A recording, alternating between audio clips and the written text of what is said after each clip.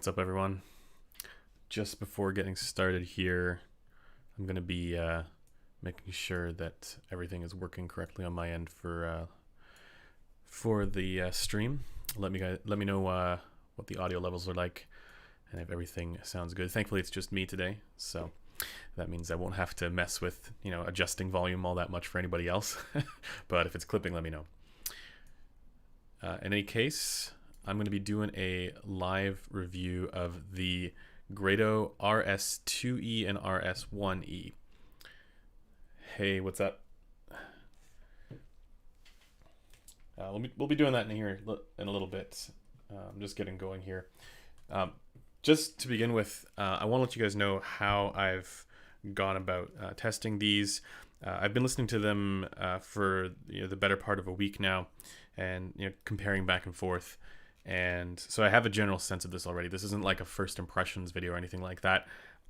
But in this live stream, I'm going to be going over a few topics that I think are important for people to consider when they're looking at measurements of headphones, because these to me demonstrate something pretty interesting.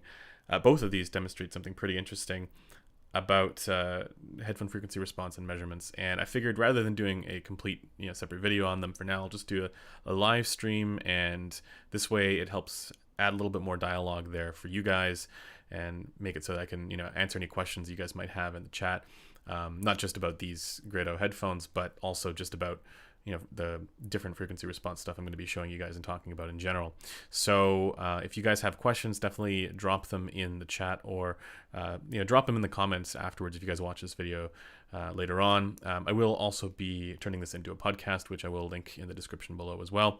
So if you guys are watching this later on and you just want a audio version of it, you can do that. But I do want to also mention that we'll be looking at a bunch of stuff on the screen here, so this is something that might be difficult to get just through audio alone, but at the very least you'll be able to hear what it is that we're talking about. So without further ado, I'm gonna introduce these two headphones here. So the first one here is the less expensive Grado R2SE, and then the other one here is the Grado it's the slightly more expensive one, Grado R1SE here. Now, if anybody's wondering how much these are, let me just throw up the other screen. There we go. So this is the RS1e. I keep calling them R2SE and R1SE. I think it's actually supposed to be RS and not R2, because it says it on the side of the cup here. Yeah, RS1e here. So I've got the naming scheme a little bit wrong, but it's a little bit tricky to tell. But let me just see how expensive the R. Just search for Grado. So the R1SE is almost $700. The R2 is going to be, I think, a little bit less expensive than that. Let's see what it is. Yeah. RS2e is just under $500. So these are competing in a price range that I think is fairly competitive. Let's see. So what I'm going to do here first is I'm going to talk a little bit about the build and the design, and then I'm going to go through the technical performance like I usually do, and then I'm also going to go through the frequency response and tonal balance, and then I'm going to take a bunch of questions from the chat. So let me begin by talking about the build and design of these, because they are kind of similar. In fact, almost all Grado headphones are kind of like this with this design, and I'm going to be brutally honest with this.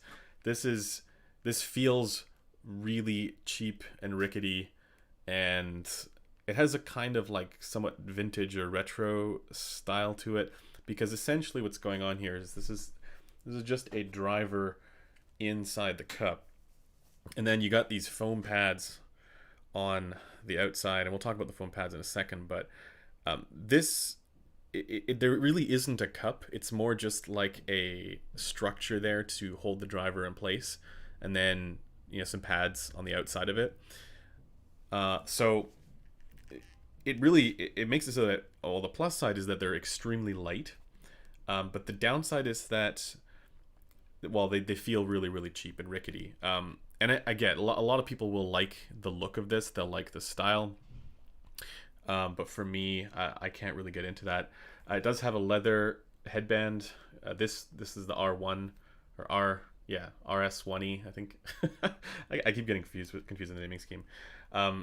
And just for anybody who's wondering, yeah, these are dynamic drivers in here, and they're not particularly large, but it's mostly just a driver, and you can actually see through it completely. So so that's pretty much it for the design. I'm, needless to say, not a fan. When I put it on, it's very, very light, which is nice. But the problem is that the pads, not only are they particularly uncomfortable because they're quite a rough material. I'll hold it up to the camera here so you guys can see. It's quite a rough kind of material here, like a rough foam pad material. It also functions a little bit more similarly to an on-ear headphone when I wear them. And the problem with that is when you're wearing them, in spite of the fact that they're not clampy and they're light, they do push in and crush your ears a little bit to the side of your head. Now, initially that's not a problem, but over time, if you're wearing this for, like 4 hours or 6 hours or so, it really starts to get painful. And it gets painful right at the top of, right at the top and back part of my ear here, because it presses this into the side of my head. And that's not so fun. So so two problems with the pads. One is that it's a rough kind of material, and then the other is that there isn't really much give to the pads themselves, the cushions, and that means that it crushes your ears into your head. Not a fan. Same thing for the RS2e here. It's essentially the same kind of design. The wood here is a little bit of a darker color, and you get black leather on top. Overall, I like the look of the black one better, or the RS2e better, but to me, I think you have to really be into this sort of minimalist kind of aesthetic that they're going for.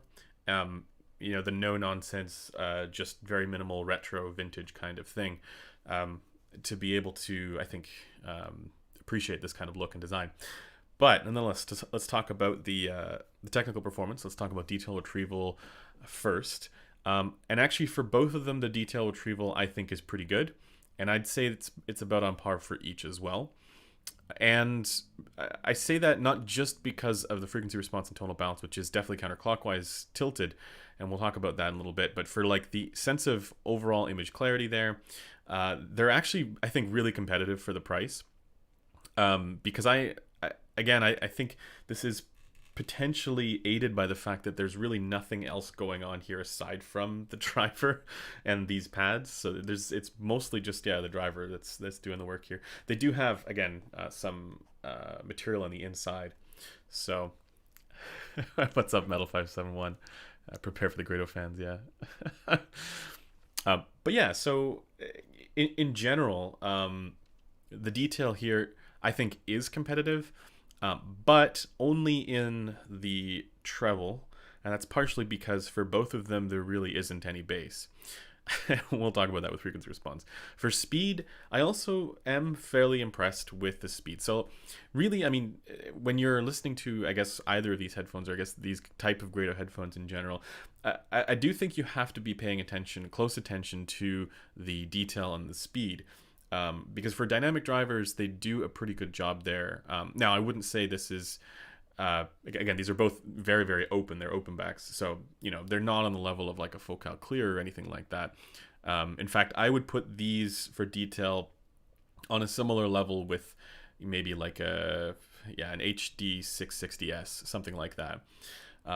Which means that when, there's not that much scaling going on here either. They do scale a little bit when you run them off of a better amplifier, but they're also, I think, 32 ohm headphones. They're not particularly difficult to drive, but I did find that they scaled a little bit, just not as much as like an HD6XX. So if you're using an HD650 or HD6XX, I think you can actually get better detail retrieval than either of these if you pair it with a higher end amplifier.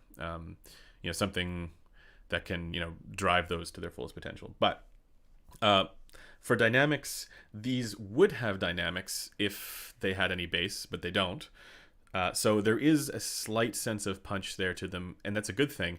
But that's something that's a little bit lost. The effect of it is a little bit lost, and so it's not engaging in the sense of slam and that kind of thing. So there really isn't any slam going on here whatsoever.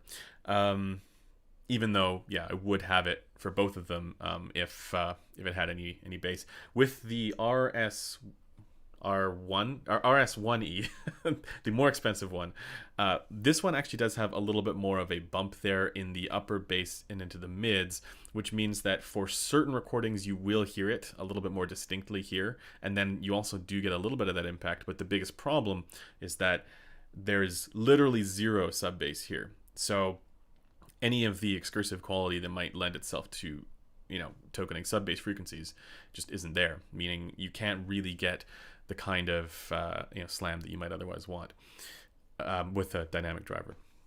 Now for Soundstage, that's actually and imaging, that's actually where both of these do really, really well. And I actually found that I preferred it on the less expensive one, the R2SE. Oh my god, I'm going to do this for this whole video. The RS2e. I actually prefer the Soundstage on this one. I don't think they're actually inherently all that different because the design is very similar between the two. But what I do find is that because of the tuning differences, I think the RS2e is a little bit, it gives a sense of having a little bit more of a spacious presentation, and it is definitely good. That's probably the strongest attributes for both of these headphones, is that their Soundstage is both spacious and open sounding, and also that the imaging it's very evenly placed. So yeah, I mean it's no secret I'm not a huge fan of these. If anybody knows my opinion on these already, and we will talk about why that is. But if there is a shining quality to both of them, to either of them, it is in the Soundstage, in my opinion, and the sense of openness. Cannot wear these for more than 1 hour, especially with glasses. My ears will become red. You need the G cushions. Yeah, exactly. So one thing before we talk about frequency response is that people often they'll buy these Grado headphones and then they'll mod them either with different pads, or there's some more well-known mods out there for these Grado headphones. And I can see why, because there is definitely something here that's appealing as far as the technical performance goes. But right out of the box, I would not stick with these pads, unless for you, for some reason, if this somehow works. But this is the strangest design decision that I've ever seen in headphones.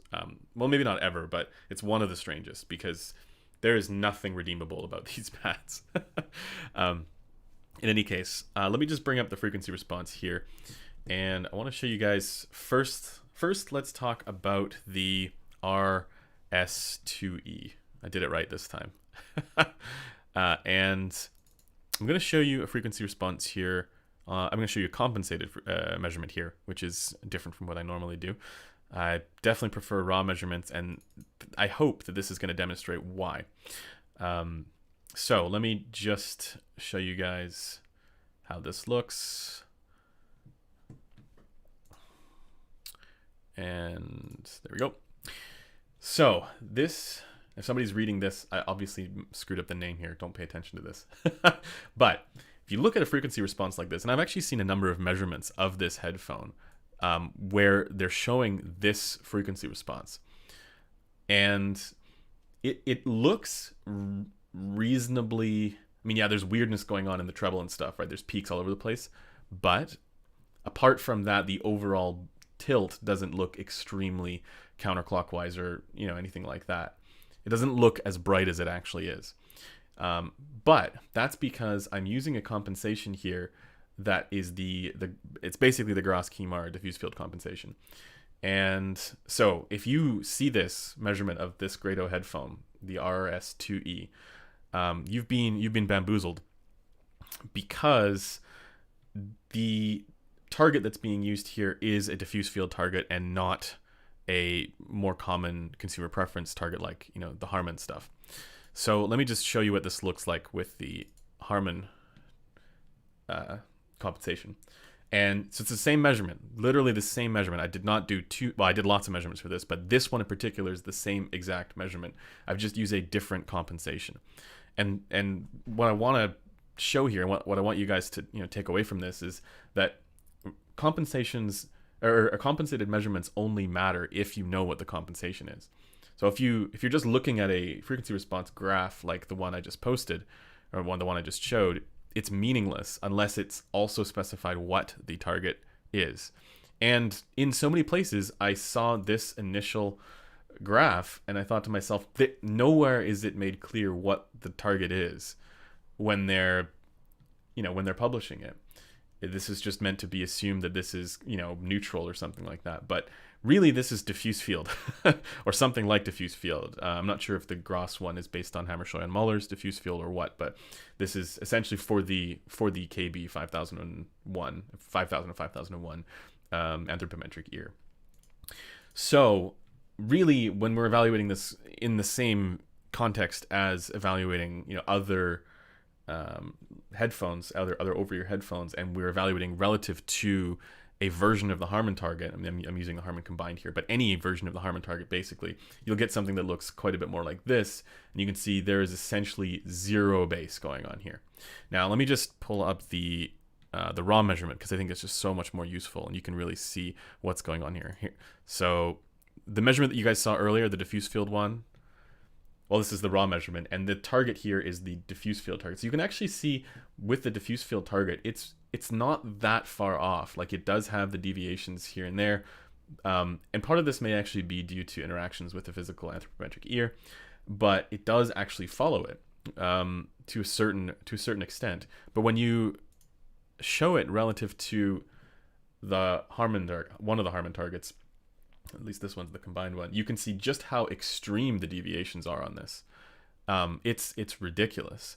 Now, the cool thing, let me just go through this first. So obviously, relative to this target, the consumer preference target, it's extremely rolled off in the bass. Like, we have pretty much no bass going on here below 100 hertz, and that's, in my mind, in 2020, and in fact even in the last 5 years, there's really no reason for this, because there's so many headphones out there. Even the Sennheiser stuff doesn't roll off this extreme. But then you have, okay, the mids here are actually okay up until this enormous peak here, and you do hear this. But the thing that I want to draw your guys' attention to, yeah, okay, I see some in the comments. It says 2K, yikes. So totally, 2K, yikes indeed. But the thing that I want to actually draw your attention to is the balance that you get between 2K, whatever this 4.5K thing is, and 9K-ish, 8.5K. And you could, in theory, draw kind of like a line like that downwards. And you could see that there is, apart from the fact that the tonal balance here is totally nuts as far as overall ear-related gain elevation, the balance is actually there, sort of, if you imagine that this kind of ear-related gain is okay. Remember that they went for kind of like a diffuse field type of sound, even relative to a diffuse field type of sound, which, if anybody's wondering, diffuse field is it's basically a modification of free field, which instead of using an anechoic chamber, you have a reflective room of some kind, and it doesn't measure as bright as a free field target, but still brighter than the Harman target, essentially. And so this Gross Kemar DF target, again, I don't know if this is the Hammershoy and Muller one, but this is just the one this is the one that I have available right now. Regardless, it's pretty darn close, apart from, again, 2K-ish, like almost 2.5K. You get the peak here of 4.5, and then this here does follow it. So if you're evaluating this based on the Harman target, you're going to be pretty disappointed, I think. And if you're wanting something that, you know, sounds what most people prefer, let me just get back to this one here. If you want it to sound like what most people prefer, and you look at this and you go, that looks fairly neutral, you would be very much disappointed, because it doesn't actually measure like that relative to what most people would prefer. It measures like this, which is considerably counterclockwise tilted with many peaks and things like that. So, okay, that's the R2. Let me just get rid of these graphs. The point of that was to demonstrate that, you know, we have to be paying attention to what the either post raw measurements or post the targets that you're using when you're publishing measurements of these headphones, because it really makes a difference for anybody who's, you know, expecting it to be somewhat normal sounding. Now, with that said, the RS2e, I think that's right. The RS2e is, the balance overall is okay. I'm gonna say that, try and rephrase this.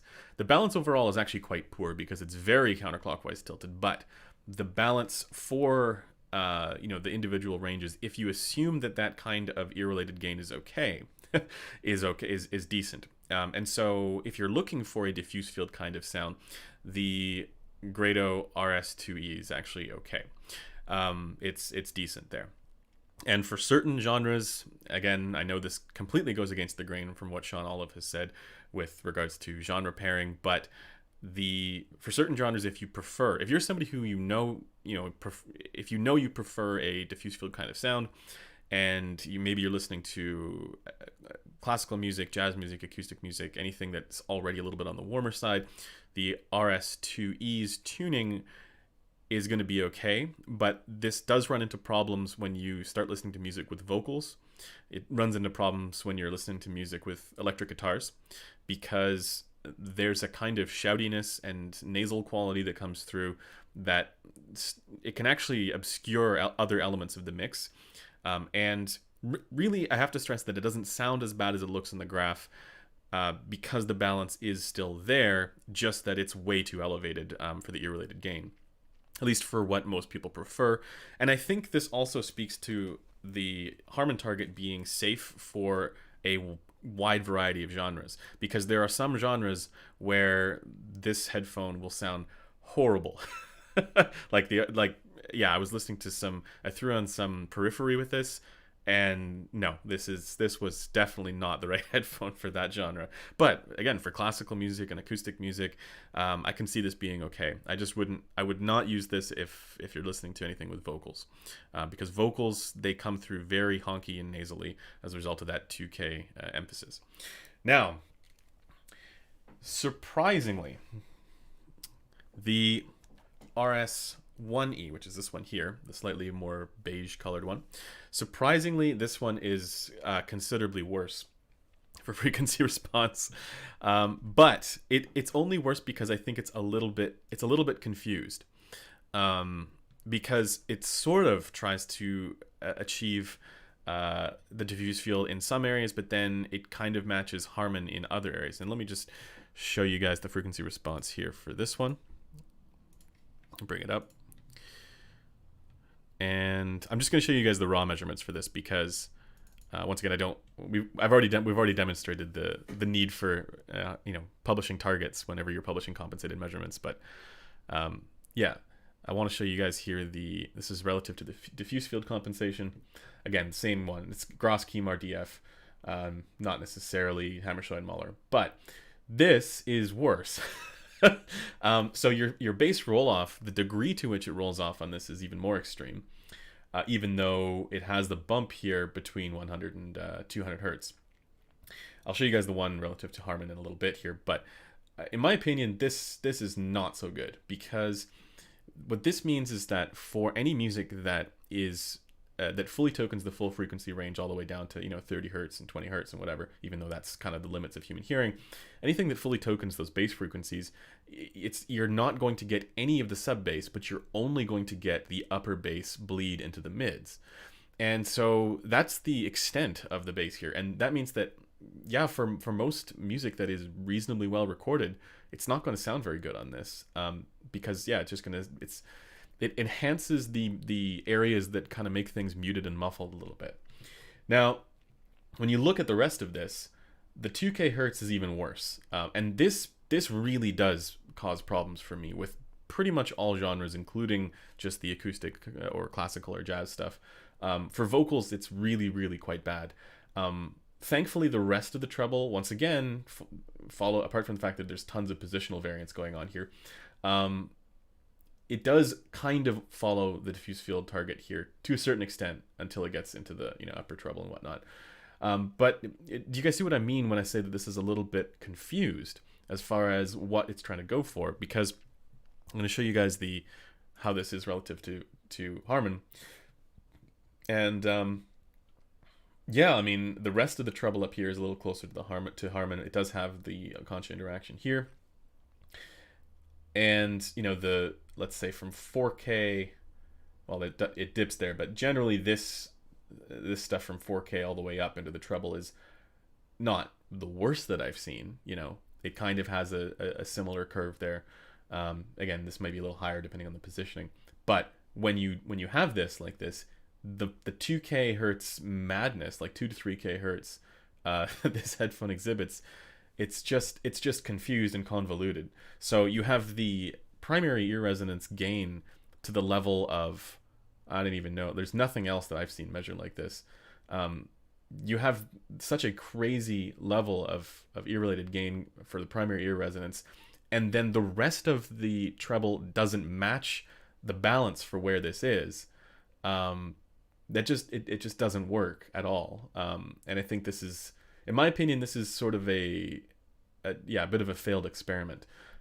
Because I can see why you would want something that takes the benefits of both tunings, but this is not how you do it.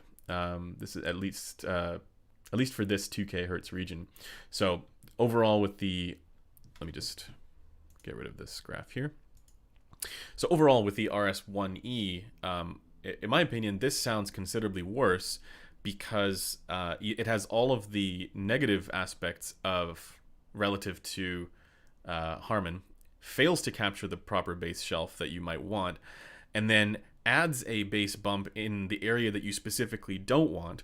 Then at 2K hertz, it elevates like absolute mad, and then retains the balance in treble for the Harman target, which is, again, this is just a confused sounding mess in my opinion.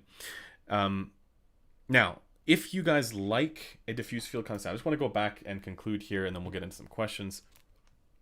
Oh my goodness, there. If you guys like the diffuse field kind of sound that I think many Grados do aim for, I think there's a conscious effort to make it, match that target, then the RS2e I think is clearly the better choice because the balance is actually okay there for the treble. If you're somebody who really wants that strong ear gain going on, then the RS2e would be my recommendation between the two. But I don't think there are any circumstances where I would recommend the RS1e for most people. You would have to be quite a significant outlier in the Harman research if this is something that you would prefer, I imagine at least. And if you really like the diffuse field stuff, this isn't going to be to your liking either because the rest of the treble balance just isn't there for this one. So once again, when we're looking at these targets, we have to consider, what the overall balance is. And at the very least with the RS2e, there is some, in spite of the fact that, yes, there are also peaks and dips and things like that. They'll make things a little bit weird. And with the RS1e, the balance is just not okay, regardless of the target that you use. So, yeah. So basically, that's going to conclude my review on these two. And the bottom line, my conclusion is going to be no, that they are not worth it, and I don't recommend them unless you specifically want the diffuse field kind of tuning, in which case I recommend the RS2e.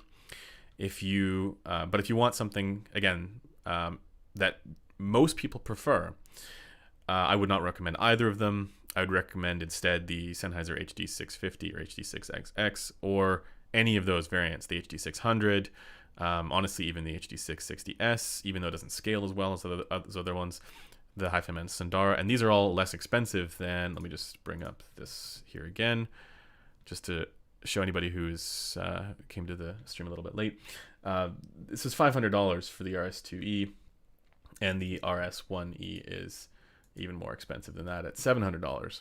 And while they do have decent technical performance, the tonal balance is just not, it's not competitive. That's the bottom line. So the tonal balance is just not competitive. And so, yeah, if you're going to get these, strongly consider getting them for modding purposes. And I may do a follow-up video or live stream or something like that where you know, if I've had a chance to mod one of them with those additional pads to show what kind of changes show up, what kind of tonal balance changes show up, because that's really the thing that's letting these down, in my opinion. So yeah, let me at the moment turn everything over to the chat here, guys. If you guys have any questions, feel free to drop them in the chat, and I will try and get to them. I have to catch up on what the conversation is right now. The average person has no idea. Analyzing a graph of a headphone is like, oh, yeah.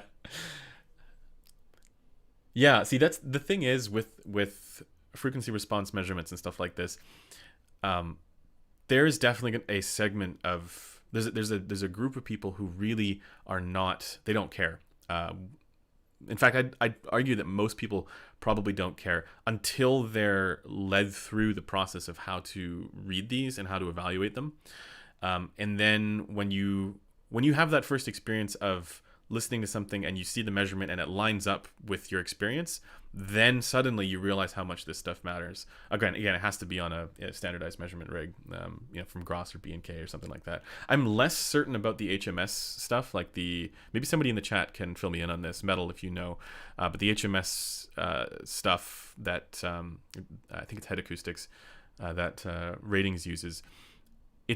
What's interesting to me about that stuff is I've done comparisons between for measurements between the Gross rig and for the same headphone and what they're doing at Ratings, and they obviously have a very different target curve. They've got a much more fine-grained target curve, and so I'm not actually sure if that one is more accurate or whatever, but it's really interesting to me that they've got a target curve that's far more fine-grained than what our standard Harman target and diffuse field and whatever else it is that we're using. So to me, that's the interesting thing about the Head Acoustics stuff, and I'd love to learn more about that. So if anybody wants to, if anybody wants to add any comments in the chat about that, feel free. Let's see.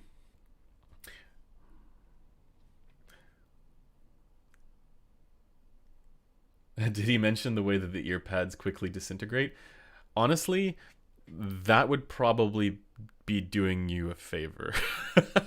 because if they do disintegrate, you have every reason to replace them with something that's probably going to be both better as far as comfort is concerned and then potentially better as far as sound quality goes. If you do your research, I imagine there's whole communities dedicated to this, and that's going to be my next project with these Grados.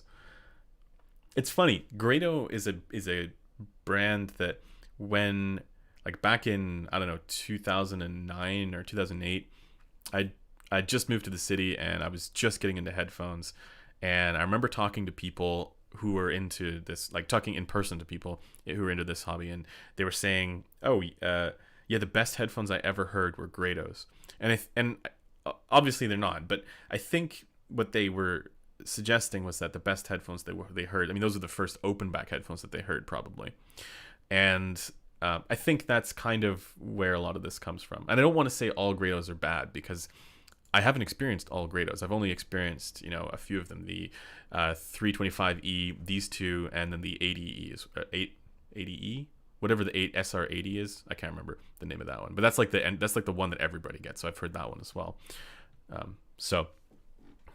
It's very likely that some of them are going to be okay. The base THD for which one? For the RS1e? Let me see if I can find that here. I'll throw it up on the screen if I'm able to find one that I feel confident about. Because with THD, you have to do a whole bunch of different measurements and then make sure that you're getting consistency. All right. Yeah, okay, so this is actually fairly... this is worth noting. So I'm going to throw this up on the screen here. So I'm just going to... So you can see I've done a lot of measurements of this. There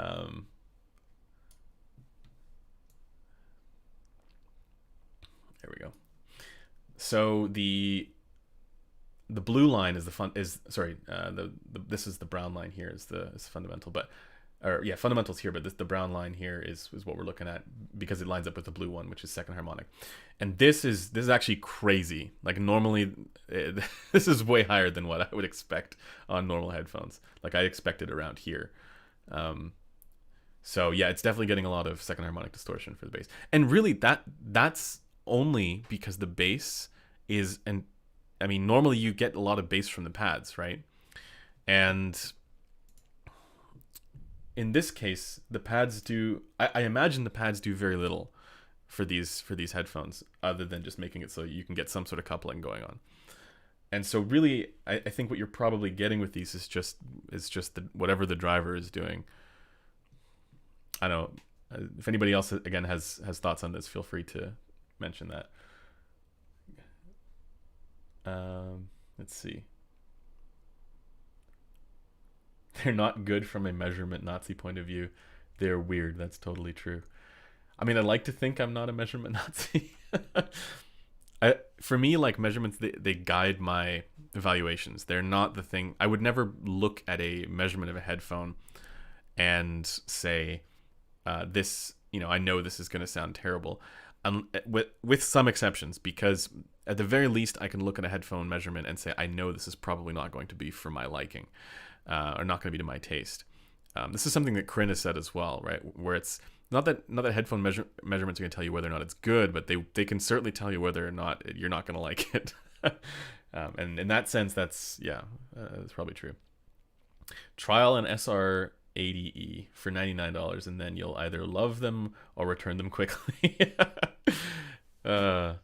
Yeah, but see, that's the thing. Again, it's kind of a shame to me that the frequency response is so screwed up on these, because the technical performance is clearly there for like the mids and the treble.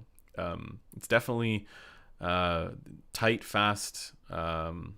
It's got good soundstage. The detail, I don't think the detail is anything special for its price, because at $700, you could get an Ananda for $700. There's lots of other stuff you could get for $700. So for the price, I don't think it's that competitive, but it is still good. Like, it's not like you can definitely hear, a very clear image there, similar to that of what you get with like a HD 660S or, that whole series. I'd put these actually ahead slightly of the, those old Bayer Dynamics, the DT990 and stuff like that, DT880. But I also, that's the thing too, is I think those Sennheisers, they're so good for that kind of stuff when you pair them with a decent amplifier, like the HD 650 and 600. They scale like crazy. So yeah, Portapro, yeah, we'll do that one soon. If I can get my hands on one. I should just buy one. They're so cheap, or they're inexpensive.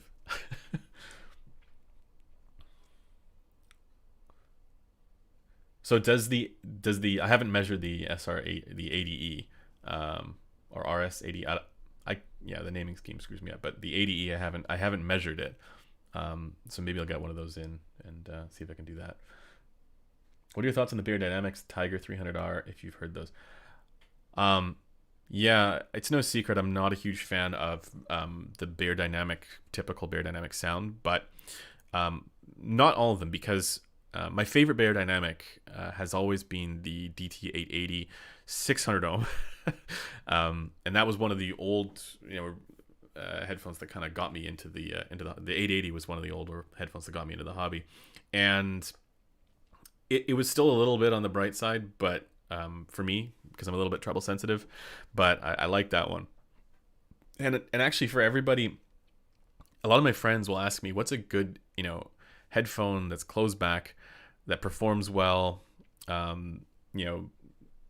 that's because they can't get the Sennheiser HD6XX because they're in an environment where open back just isn't feasible. And I pretty much always include a recommendation for the DT770, and then just say go with whichever one. If you don't ever want to buy an amplifier or care about that stuff, then yeah, sure, get the low impedance one. But I do recommend the DT770 in general. And I haven't heard the Tiger. That one I'm interested in because I do think that these Bayer Dynamics are probably decent for gaming. Like the DT990 is probably decent for gaming because you want to have stuff that's a little bit more, you probably want a little bit more emphasis there in the treble frequencies because,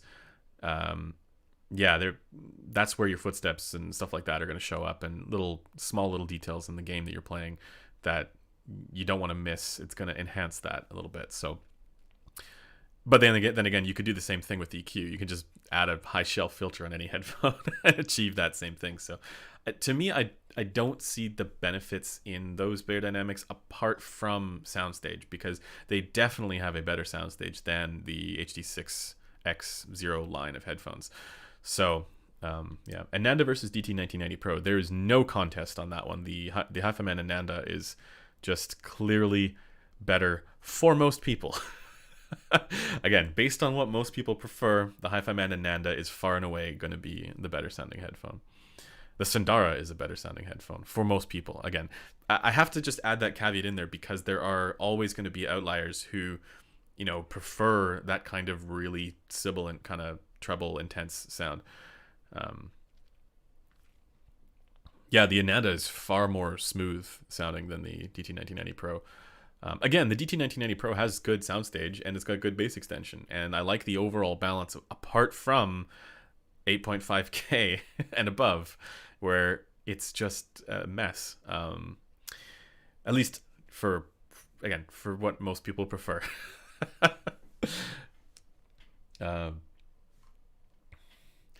And that's something, I've been thinking about that for a while because I'd like to be able to say, this headphone is good or this headphone's bad, but the reality is that all we really can say as far as recommendations goes, all we can be really confident in, like definitively talk about, is what most people prefer, because that research is extremely comprehensive. And yes, the target does change depending on which year it is you're looking at, but the general curve is pretty similar. And so, if you're trying to recommend something for what most people prefer, it's such a safe bet to use that target because the research has already been done for you. So it makes it actually far easier for reviewers like myself to be able to give a recommendation if we don't know what the person's preferences are. If you say, what's the best headphone under $500? Well, if you really like a bright headphone, then maybe I'd steer you in the direction of a Bayer Dynamic, or honestly even some of these Grados. But I don't know that unless you specify it. So for what most people prefer, I could give a recommendation under $500. It would be the Sundara or it would be the HD6XX. Those two, or even the 600, right? So those headphones, I think, kind of beat everything pretty handily. Clamp force makes a massive difference. KPH30i and Porta Pro share a driver, but putting Porta Pro on a Parts Express headband helps so much, even without going Yaxi. See, I want to do a comparison between Yaxi and regular. Tyler told me they might be sending him some purple ones. We'll see. Has anyone tried the Sundara? Oh, anybody have a good Sundara DAC amp suggestion? These days, you can get a really good amplifier for not very much money at all. Like the topping L30 is like $150, I think $160, and that is easily enough power for the Sundara. You could get the Magni Heresy. The only thing is you'd need a DAC for that. And some motherboards, if you're sitting at your computer, if that's your environment, some motherboards will actually have built-in every motherboard has a built-in DAC, but some of them actually have a good one. I've seen some with like an ESS-based DAC in it. So check that first, because that might save you some money. But if you don't have a DAC, you can probably get a fairly inexpensive DAC. There's the Zen DAC if you want the Burr Browns. I think Drop has one, the Grace S DAC, something like that. That's also fairly inexpensive. You may want to consider a DAC amp combo that's also fairly inexpensive. You're looking at around, yeah, in the $200 range is what you're kind of looking for overall for that kind of stuff. Because it really, yeah, that stuff is becoming so much less expensive these days. For the Sundara, I would go AKM or Burr Brown, because I think at the lower price tier with ESS based DACs, you're going to run into, at least so far, right? Because I haven't seen any measurements of the, like for example, the Earman TR amp uses an ESS based DAC. And to me, it doesn't sound that glaring. It doesn't sound like it has too significant of an IMD hump, but it might. If in fact the IMD intermodulation distortion is responsible for some of the glare that you get from ESS based stuff. But my suggestion would be go with an AKM or Burr Brown based DAC, because at least with those ones you don't have to worry about that as much. Burr Brown, you might not have as much, analytic detail and clarity there coming through, because it's a little bit on the smoother side, but that might be the lesser of two evils. Topping E30, yeah, I mean, you could do that. E30 plus L30 would be just fine. That's the nice thing about the Sundara, though, is that people say, "Oh yeah, the Sundara is bright." It's like, no, it's not. it's very smooth for the treble, smoother than the HD 600, I'd say. Okay. So I want to buy the Sundara because they look sexy and they're almost universally praised, but I can't because I have too many hi-fi mans already, and I feel they'd be redundant. Not if there are any build quality issues with them. I've never had a hi-fi man headphone actually fall apart on me. None of the ones that I've personally owned have died on me, but I did have an old HE400i fall apart in my hands while I was in a store. It just sort of disintegrated. But I think they've, at least for the Sundaras, I think they've gotten a lot better. At least with the modern ones. New revision of Sundara is great. So I need to get another unit of the Sundara up just to prove that that we are dealing with a new version for in stock units. But of course, I don't know. I've gone down that rabbit hole so far, and the problem, in my opinion, is because a lot of reviewers are getting review units that are old stock, and so the measurements that they end up being not the same as the newer ones. But that's if the newer ones actually have the better measurement. It could be the case that because of stock allocation issues or whatever, it could be the case that the one that I measured more recently was actually the older unit. So I don't actually know what is true there. But the one thing that did help was I spoke with Corinne about this, because he measured one in a store at Zeppelin & Co. And it was an old unit, he told me. Or they said it was an older unit. So, and that measured like the previous one. So that gives me a little bit of confidence there that there is the newer one, or the stuff that's in stock everywhere. If you just buy one, is the newer revision. Does the Aria and Nanda also have as many stealth revisions as the Sundara?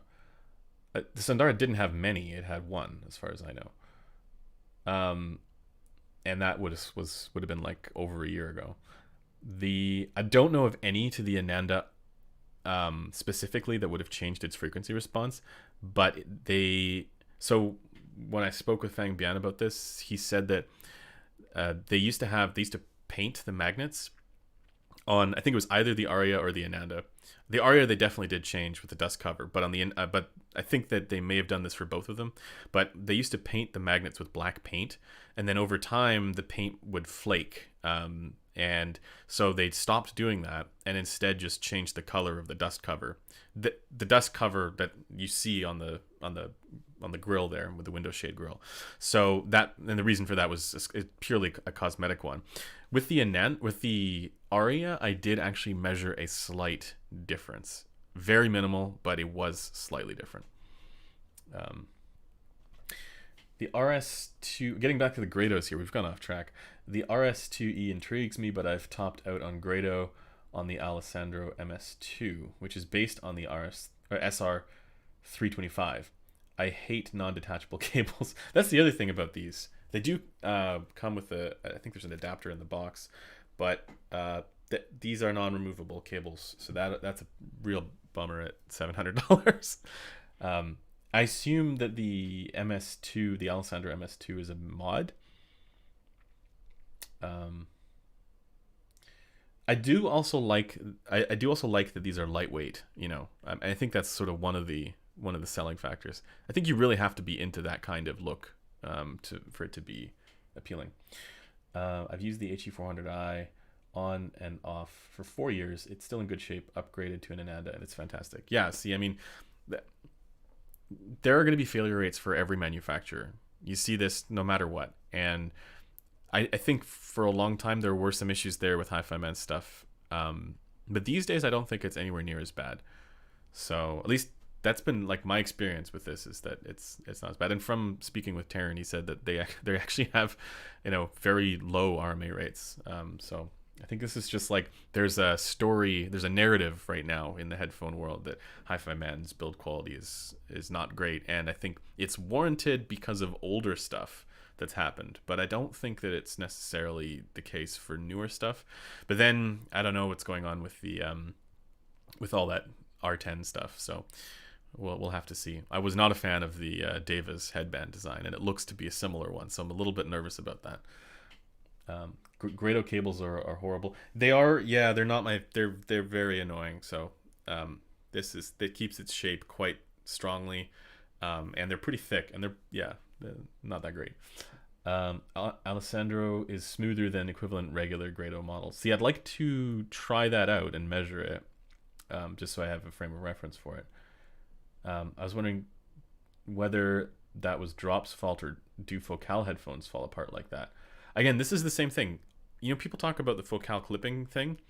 For every single Focal headphone that I've had in here, both subjectively and when I'm trying to, like, not stress test, but I'm trying to find the tolerances on the rig. So I'm actually testing it at louder volumes on the rig than I would when I'm listening to it. I've never been able to get any of them to clip, even though I know those issues exist. I've seen videos of the driver clipping, but my suspicion is that you'd have to really be playing those, like, for when they do clip. I imagine that you'd have to be, you know, at a ridiculous volume level, but I think, are you referring, if you're referring to the video that Olive did from Olive's Gadgets, where the one side of the driver just stopped working? I've never had that happen, and I've owned multiple Focal headphones. I still own one of them, so you know I've never had that happen to me. But the Alex is the old. For anybody who's unaware, the Alex uses the Alir driver. So, and this is a older driver. So maybe they've made some changes to the stuff that Focal sells with the Clear. But I don't know enough about that to be able to say definitively. Oh, they sent you some free Sandara pads. That's good. Yeah, that's the other thing I want to check out, because they sell pads on their website as well, but it's not clear to me if those are the same pads from the older ones or the newer ones, or what's going on with that, or if it was the pads that are responsible for it. We need to figure that out. Didn't we just have a user on the forums go through 3 Sandaras and they all failed, all new? I did not see that. Wow, that would be unfortunate. Could be a bad batch. I don't know. I see Aria versus Clear comparisons. Does ZMF compete? Depends on what qualities you prioritize. So the Auteur is up there in that same price range, and that's, I think there's a lot of people who have to decide between the Clear and the Auteur. And I just want to say, like, if you're thinking about spending $1,600 on a pair of headphones, you should also definitely include the Sennheiser HD800S. Because, you know, it depends on what you value. If you value Soundstage, they're all pretty darn good, but the HD800S I think is still the craziest for that. If you value detail the most, HD800S or the Clear for a dynamic driver. And I think for detail, they're all a little ahead of and like speed and stuff like that, they're all a little bit ahead of the Auteur. But the Auteur has that kind of most natural sounding of all of them, like the most natural timbre quality. And yeah, for tonal balance, the Auteur may actually be my favorite there as well. So I think it really depends on which qualities you value the most. And obviously the Aria doesn't have much for punch and slam, whereas the Clear and the Auteur definitely do. The HD100S's bass is not good. So it just depends on what you value. I guess we've moved off of the subject of these Grados. If you guys, if I've missed one of your questions on the Grados, feel free to ask it again. Just make sure there's a question mark at the end, because otherwise I won't see it. We'll go for another 20 minutes here. How does the Diana V2 compare to the D8000 Pro? So I heard the Diana V2 at CanJam this year in February, before the world ended, and DMS told me that it actually measured very similarly to the Diana Phi. Now, I was really impressed with the Diana Phi at the show, using his, I think we all were really impressed using his mod. And, but I was nowhere near as impressed for the technical performance of the Diana V2. Like, to me, the Diana V2 did not sound like it was competitive at the $3,000 price point for like technical performance, but that was also show conditions, and it was right after I was listening to the Diana Phi, so it could have been that I was like desensitized and like normalized to like the Diana Phi, which was definitely impressive, and then going to the V2, it was like, okay, not as good. So I'd need to have it in-house to be able to make that assessment whether or not it competes with the D8000 Pro. But the main thing that I want them to do, I hope that they do, is iron out the frequency response with those, because it does, in my opinion, both the Diana Phi and the V2 don't need to compete with the D8000 Pro for detail retrieval, and I do think the Diana Phi does, absolutely, but I don't think they need to, because they've got a form factor that's so much more palatable. It's lightweight, comfortable when you use the DMS pads and stuff like that. That to me, all they need to do is iron out the frequency response a little bit, get that sorted, and then that's the headphone to beat. Okay, let's see. What are we? How hard can you push an HD800S bass with an EQ? How fast does the THD degrade? So in my experience, the HD800S, EQing it was okay, but the bass already is there as a result of I can't remember if it's second or third, but either second or third harmonic distortion. So it's not exactly something I would EQ that much in the bass, but for the treble and stuff, and getting rid of some of those peaks might be a little more doable. I had a real hard time pushing the HD820, which is the closeback, and the reason that's difficult is because it takes quite a bit more EQ. Like, the level that you need to push the EQ is substantial, and so to get it even remotely close to the target, you start to get into some pretty nasty distortion there. But I didn't have as much of a problem with the open back. Let's see. I just feel like grading a Grado by the numbers and graphs is like doing a review of a Prius and complaining about acceleration. Well, how else would you... Well, I'm grading it by how it sounds, which is represented by the graph, right? I can tell you how it makes me feel when I'm listening. It makes me feel like I'm inside out, and it feels congested and compressed on the whatever that one is, the more expensive one. It makes me feel, like all of the music is honky and shouty and compressed and congested and wrong. That's how I hear it. Now, I can demonstrate that with the graphs, right? Visually, I can communicate that with you guys, visually with the graph. That's all it's really there for. I'm not evaluating it based on looking at that. I'm using that as a tool to help say, here's how I'm hearing it, or here's how it would be heard for most people, right? But as subjectively, how I hear it is not particularly good. For the other one, the less expensive one, the RS2e, I like that one quite a bit more. With it doesn't have that same congested and compressed issue. It's still a little bit of an issue with vocals, but it much more closely matches a diffuse field target rather than trying to go in between a little bit, and that one is quite a bit better in my opinion for the tonal balance there.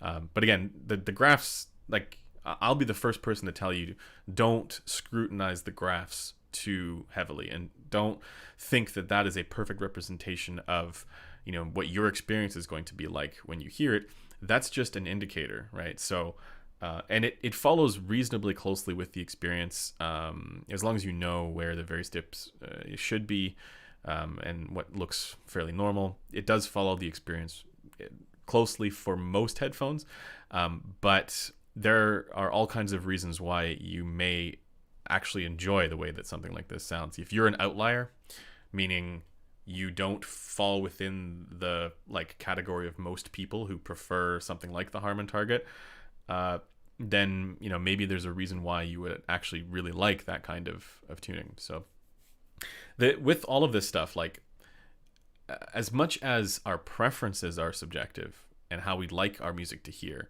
or how we like our music to sound, how we want to be able to hear our music, that's definitely preference based.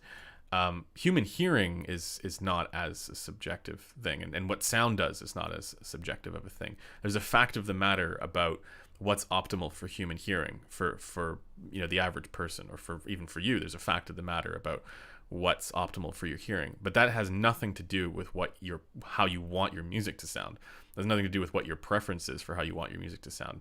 You might have a preference for how you want your music to sound that's nothing like what's optimal for your hearing, for what makes it, you know, the most clear. Maybe you don't want your music to be really, really clear. So there's lots that goes into that makes it so that you don't just want to only look at the graph, even though, yes, it does track relatively closely. I mean, this is a standardized measurement rig here from Gross, so this is not something that like they've done a lot of research into trying to get the anthropometric ear to be pretty close. And I actually have some other microphones here. I have an in-ear microphone that I've been doing some testing with. Well, it's over my desk, but I'm actually able to show now the difference between the measurement on the Gross rig here with the anthropometric ear. Here's this one. I'll take the other one out. So I've got a way of showing the difference for the measurement on this ear, the anthropometric ear, and my own ears by using an in-ear microphone. And so now I'm able to plot the difference. And I was surprised to find that it's actually really, really close. There's like a little bit of a difference there around 3K. And then there's a pretty noticeable difference around 8K, but that can also be the positioning within the concha area here. So for the most part, I was actually kind of impressed at how close it was. But the idea there is for anything that doesn't, when I measure it on the rig and it doesn't match my experience, then I'll have the in-ear mics to be able to test where the difference is. That doesn't necessarily tell us how it should measure on our ears, and that's a different question. But yeah, I'll probably do a video on those two measurement methodology pieces in the future. Sorry, I missed a few of the questions. I'm going back over them now. How does the Verite close compared to the open? This is a question that I cannot answer because I do not have a Verite close here. Tyler can answer that question for you, probably a little better. I think looking at the frequency response, it looks like the closed is probably a little bit more agreeable for most people. But I EQ my Verite anyway, so it's I think the main difference there would be you might get a little bit more speed from the closed, maybe, but and then apparently you get a little bit more of that sort of euphonic character there in the mid-range for the open, which I did experience that, but at the same time, it's not something where, it's not something where I think it makes up for the tonal balance. But then also you have to keep in mind that with those measurements that exist out there of the Verites, there's so many different pads that like you could have 10 different measurements depending on the pads. So yeah, you can EQ. I do EQ, but you can also just pad swap and find something that's a little closer to what you like. Let's see. Best headphone for mixing electronic in the $1,500 range. For mixing electronic, that's tough, because it depends on what you're like. Are you going to use it as a reference headphone for what this is going to sound like on equipment that is tuned to what most people prefer, or are you using it for trying to identify flaws? Because I could say something like a HD800S, that's pretty close, would be a good choice, because you'll get all the spatial information that you wouldn't normally get from regular headphones, and you can then it helps you identify with studio imaging and positioning and stuff like that. But at the same time, that's not going to sound the way that it would sound on most people's heads, like for most people's equipment. So it really depends on what area you're using it for in the studio. Because I know like a lot of people were actually buying a lot of recording and mixing and mastering engineers for that kind of stuff. They were actually buying the head audio headphone because of how good the instrument separation was, to be able to instruments, I guess, for electronic, but image separation, to be able to isolate everything really, really well. Let's see. No one is calling for suppression. Oh, this is just some drama in the chat. Yeah, but okay, so the concern here is that it's like I said, someone bothering to review a Prius for acceleration, and this, I assume the suggestion is that this doesn't make sense.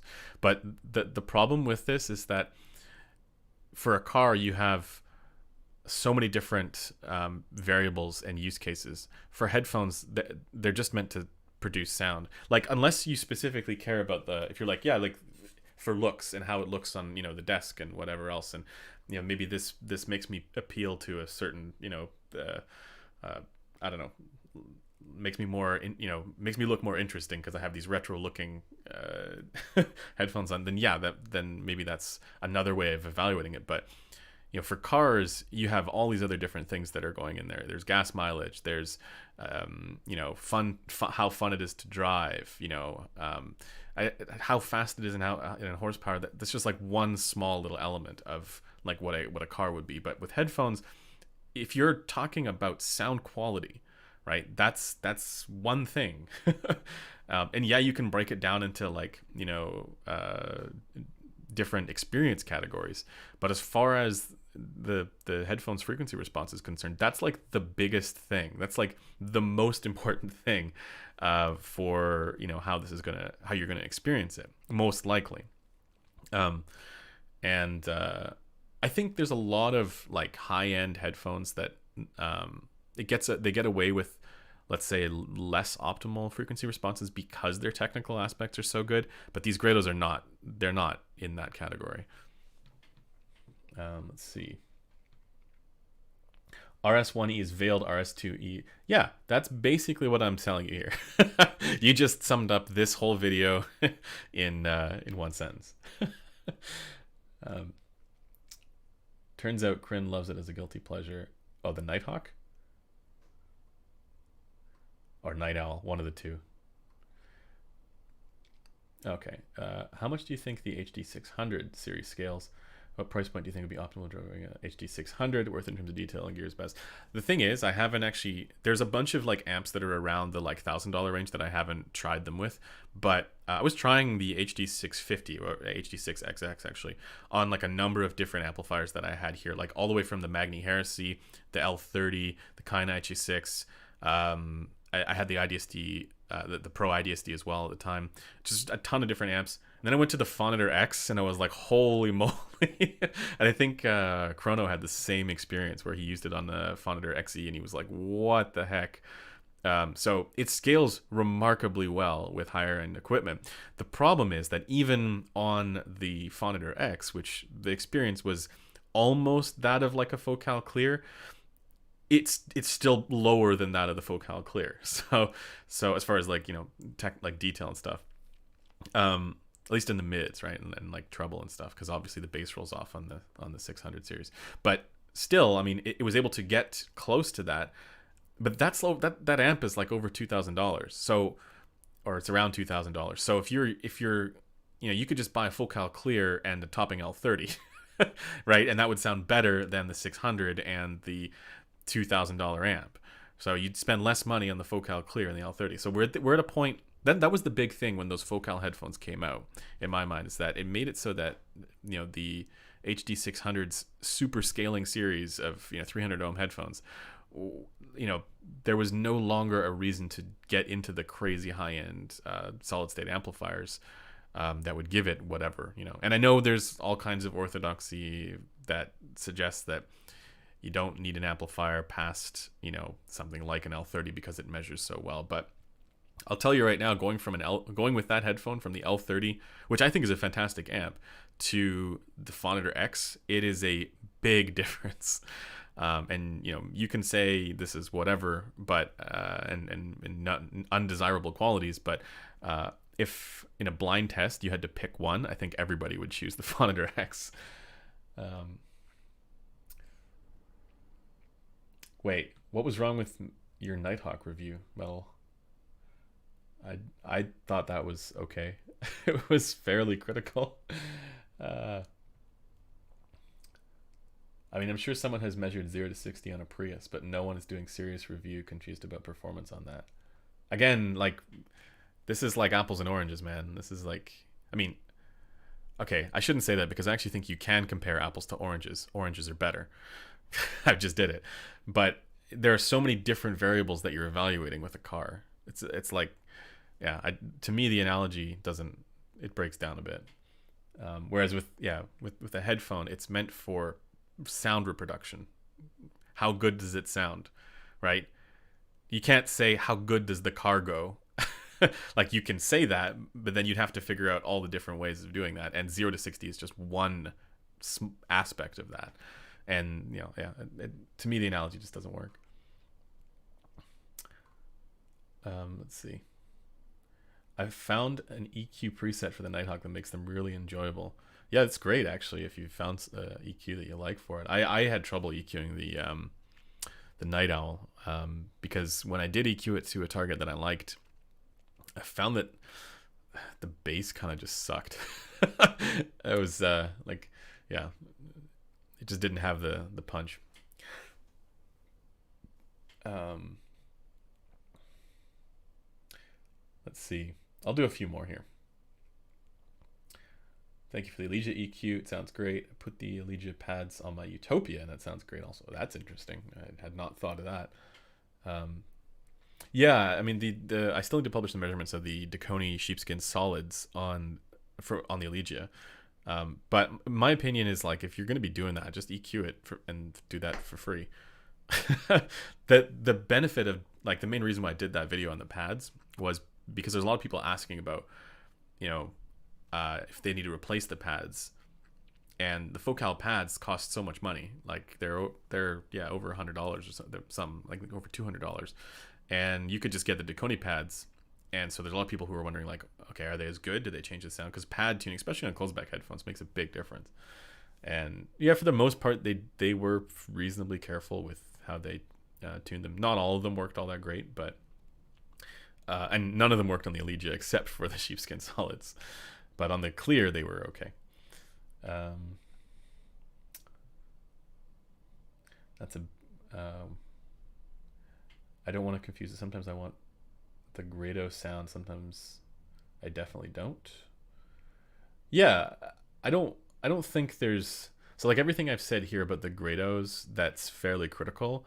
I think, again, it applies to most people, but not all people, right? Because apart from all the aesthetic and comfort stuff, because maybe for somebody it works just fine. But as far as the frequency response is concerned, what I'm saying here applies to what most people prefer, not everybody.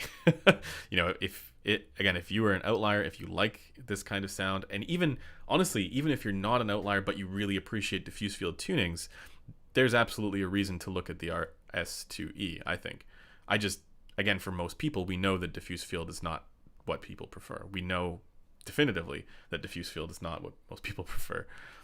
So that's really all that I'm saying here. I'm not saying this is the RS. I will go out and say on a limb and say that the RS1e is a bad headphone, but the RS2e I don't think is bad if you're okay with if you're into a diffuse field tuning. Yeah, I think that would be pretty darn good actually. Because these days there's not that many headphones out there that actually achieve those tunings. So they've successfully hit that niche in my mind, but it is a niche still. And this is something that actually, it's an interesting subject, because you see this more and more, that the lower end headphones are tuned to, established targets, and the higher end headphones aren't. And it makes me think that maybe the higher end headphones, it's easier to make them appeal more to audiences that specifically want a very niche tuning, because they're already, going to be spending that kind of money. So it's an interesting question.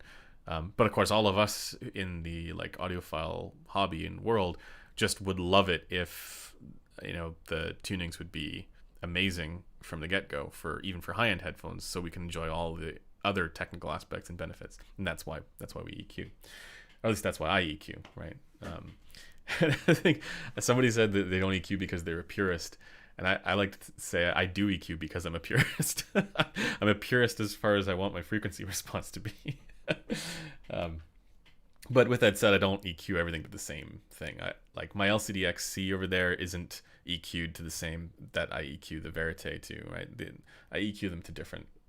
They end up being a little bit different from one another. Yeah, like the XC, I actually have more bass there because the bass shelf with that driver in there is awesome. it's fantastic. And the bass on the Verite is good, but I don't have it at that much of a boost. Like I put the XC bass like pretty close to the Harman 2018 target. Well, I love the RS2e for vocals. They sound so natural. I guess we all hear different things. No, I don't mind the RS2e for some, like, yeah, for some vocals it gets a little on the shouty side for me, but again, because it has the rest of the balance there in the treble. This is the thing. Okay, I'll probably do a video on this. I've been thinking about it for a while, but I need to do some sort of like informational thing about the relationship between fundamental tones and harmonic resonances and overtones. Any tone, like naturally occurring, there's a fundamental there, and then there's the harmonics. And the harmonics, it effectively is its complexity of tone. And this is, we call this timbre and whatever else, but with tonal balance, we're also evaluating the relationship between fundamental and harmonic. And if the relationship is not, if the balance isn't good, it's going to sound either hollow if it's too far focused towards the harmonics, or it's going to sound congested and compressed and muffled if it's focused too far towards the fundamental. And to my ear, and even on the measurement here, the RS2e is a little bit focused towards the fundamental, but not that bad, right? And that's why I say, in spite of the fact that it measures like a dog's breakfast, the overall relationship there between fundamental and resonant harmonic is actually okay. And that means that for most music that doesn't have instruments that would be a little bit on the fatiguing side if overdone for the ear-related gain, it's actually not that bad. It's just definitely bright. Okay, let's see. I got to catch up with the chat here. I'm sorry if I've missed your questions. Have you had a chance to check out the HD 560S? Nope, but I am trying to find them. It's not the easiest to find right now. Some reviewers got them, but I did not. Let's see. I think that's what Aurorus Borealis was supposed to be, the 6X0 upgrade, but people hated the build and look. I didn't mind the look. The build, okay, yeah, sure, it looked like it was made in a machine shop, but it kind of, like, I imagine that kind of was. Like, to me, I was fine with that. I had more of an issue with the sort of odd kind of like headband design. Yeah, the seatbelt had some character to it. I think they've since actually replaced the seatbelt with something like this. This is the pilot pad from ZMF, but I think they now covered the seatbelt with this kind of thing, and that probably helps a little bit. But the comfort was great on the Borealis, and the tuning was decent. Yeah, actually, the tuning overall was really good. I had an issue with 5 kilohertz. Sorry. 5.5. But I think that was intentional because it was reminiscent of the HD 580. Unless I've got that wrong. But my suspicion is that they liked the the old HD 580, and then they tried to get something kind of close to that.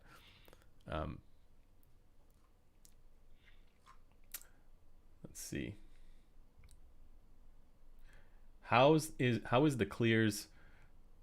Yeah, I know you laughed. How is the Clear Soundstage compared to the DT 1990 Pro or Sundara? I know HiFiMan's higher models have a greater soundstage. For soundstage of those three, DT 1990 is definitely the largest, then the Sundara, and then the Clear. The Clear is not the best for soundstage. The Clear is best for dynamics and for detail. Well, I don't know about best. Like it's a different way of presenting detail from the HD800S, but they're both good for detail. But yeah, for like especially for the mid range, there's a musicality to the mids of the Clear that is fantastic. The only issue with the Clear, in my mind, is that there's a little bit of a peak there around 6K, and then 8K can be a little hot. But 5K peak equals timbre, yeah. But the 6K peak on the Clear, and it's really difficult to measure these because all these focal headphones that have the spring-loaded cup design, it's a little bit wonky on the measurement rig because you won't get the coupling to be exactly the same as it would be on your head. But when you get it right, it does show up, the 6K peak. Yeah. Did you do a review of the DT 1990? Can't remember. Yes, don't buy it. No, I thought that was an otherwise excellent headphone apart from the horrible sibilance. It's probably one of the most sibilant headphones I've ever heard. But if you EQ it, it's probably okay. Yeah. That's the thing too. Like I reviewed the DT 1990 Pro like I want to say over a year ago, and maybe a year and a half ago, and I reviewed the Sundara afterwards and the 650. Or well, I obviously knew it was 650, but like all those lower, less expensive headphones, and they're all better.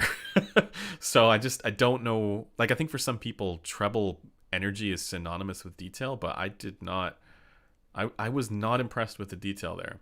I just thought, oh, this is supposed to be super detailed, kind of like an HD800, and it was just nothing like that. It did not have even remotely close to the kind of detail. And then, of course, that was the most controversial video I did, and people were very upset, mostly because they probably owned one. But that was just how I heard it. I just thought it was not something that I would choose for listening to music. Now for gaming, I could see that being a good choice because it did have a decent soundstage, and then maybe you want that extra treble peak in there. But yeah, I don't know, for anybody who's buying something for music, I don't know why you would buy a DT 1990 Pro over a 650 or a Sundara or a any of those other ones in there. And I think it's pretty close to an Ananda now too. Ananda is only $700. I could see buying it over the Ananda and the Sundara if you're concerned about the build quality, because those Bear Dynamics are made like tanks. And I love the look of the Bear Dynamic stuff. They look super extra normal, and I like that. But yeah, they gotta tune them better. All those Bears have that crazy treble peak that's just, maybe it's meant to be something that if you hear it at an audio store, it grabs your attention, but I would never want to listen to that for a long period of time. Amaron Home, no man. The Amaron Home was not great either, but the DT 1990 Pro was worse. At least on the Amaron Home that I evaluated, it was clearly worse on the DT 1990 Pro for the treble peak. Sivga Phoenix, no, but I do have the Harmonic Dyne Helios right there. So that one may get a review. Well, it'll definitely get a review. I just don't know when exactly. Probably soon. And yeah, I have some opinions of that headphone. But reminiscent of those Philips Fidelio X2s. Similar kind of thing. V-shaped kind of sound. Despite not recommending the DT 1990, holy moly, the Amaron and DT 1770 are super crappy. See, I haven't tried. Well, I tried the 1770 at a shop, but I've never got a chance to review it. The Amaron was at least a little more comfy for me than the DT 1990, but yeah, no, I could not get into the DT 1990, and the balance pads were worse. The balance pads were made it sound like a DT 990. the RS1 since about 20 years ago. No suffix first good headphone will. So that's what I'm thinking, right? So there was a long time ago when there wasn't, like, the headphone world wasn't as competitive as it is now, and maybe then these would have been competitive. Yeah, I could see that. Not sure about the RS1e. Really not sure about that. But the 2e, I could see that. Yeah. I tried to listen to Bayer Excellento. I don't know. Is it the on-ear one, or is it the IEM? I know they have an IEM that's called something like that. And no, I have not. And I need to actually get one of those T5s in, because a lot of people have been asking about that. So we should probably do that soon. I love my LCD2C, but the mids and vocals sound like a tin can compared to my HD600, which bums me out. This is why you need to EQ stuff. Like, if all we cared about, this goes back to the frequency response question, where yes, it does track reasonably well with what our experience is, but it doesn't perfectly track it, because it doesn't capture things like Soundstage, well, unless it's like the faked Soundstage stuff, which does exist in frequency response, and it might capture detail, but we don't know where that is in the frequency response. We can't point to it and go, here's the detail. And same thing with speed and dynamics. Like, if it captures it, you can't just like hold up the graph and say here's where it is. So there's all these other aspects of a headphone that you might appreciate more than something that technically measures better. Like an LCD2C, you may appreciate the planar separation and speed and tightness and all this, and the bass, whatever, bass extension, but the frequency response might not be, well, definitely isn't as good as an HD600. So if you want to get your LCD2C to sound better, just EQ it. Frequency response is basically being figured out in the sub $350 price range. Yeah, I mean, there's other stuff higher that's more expensive that also it measures well, but it's not like that stuff measures remarkably better than a Sundara. Like the Ananda measures great as well, and so does the Focal Clear and all those, the Alex and stuff like that. Yeah, they all measure reasonably well. They have ear gain. It's great, but not better than a 600 or a Sundara. Just, yeah, similar. Let's see. Totally correct about 20 years ago. Sen Gang versus Grado Gang was the war. No way, man. It was Sennheiser versus Bayer Dynamic. Well, 20 years ago, maybe. About 10 years ago, it was Sennheiser against Bayer Dynamic. Odyssey Reveal isn't good for the large LCDs. Only one that's bang on correct is the LCD1 profile.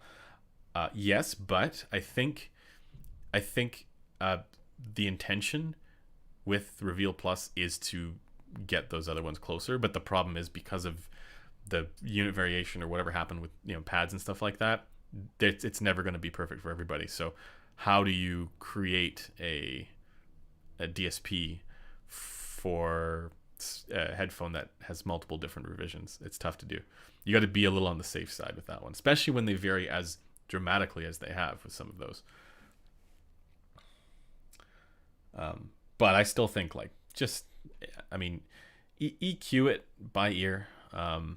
Try to, and I mean, you can. There's the downside with EQing without having measurements for your specific unit, and it's that you can go ear blind if you're doing this and get used to a kind of tonal balance that's actually worse, and it just you didn't EQ that one specific range that was showing up, and you weren't noticing it right away, but it ends up being a problem later on. So I wish Bert would post more. He has the historical perspective of the headphone audiophile world that I don't. Yeah, Bert Reviews. If anybody hasn't checked out his stuff, definitely check that out. It's hilarious and good information too. Can we just talk about that a second? Is Reveal Plus just Odyssey's way of admitting they can't hit their target? I assume you mean FR, or is it for listening to music while stock FR is for mastering? No, so admitting is one thing. I don't think they're going to admit that. Actually asked Sankar this question point blank to his face, which was probably not a nice thing to say. I didn't mean it in a mean way, but what I thought was cool about what Odyssey was doing was basically saying, look, no headphone measures perfectly. No headphone is perfect without, benefiting from EQ, and we're just going to do it for you. We're going to create the profiles for you. Here you go. And I thought that was really, really cool. But the weird thing about this is that it is effectively, there's a potential that it damages the marketing efforts of, at least for traditional marketing for headphones, where you write on the box that this is the best thing ever, right? And everybody does this.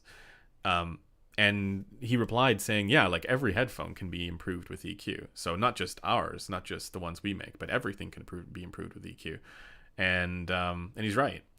So what they do, at least this is what he told me, is they try to get the frequency response as good as possible without the need for EQ. I think this is no different from what everybody else does. They're just being a little bit more mature on the marketing front, and saying, yeah, I mean, okay, fine. We'll also, provide you this additional DSP. And it, for anybody who's paying really close attention to that stuff, I think it does look weird. I think it does. There's a short-term risk that they shoot themselves in the foot a little bit, because it may impact that type of traditional marketing effort. But for anybody who is, really values like customer relations, they should be able to see that the fact that they're providing this to you is more valuable than whatever whatever traditional marketing words in a box would ever be able to give you. So to me, the Reveal Plus and all that stuff, that's the future anyways. And every wireless headphone, not everyone, but almost everyone that's coming out these days, especially the ANC ones, they're all doing that to some degree. So I just don't see any reason why not.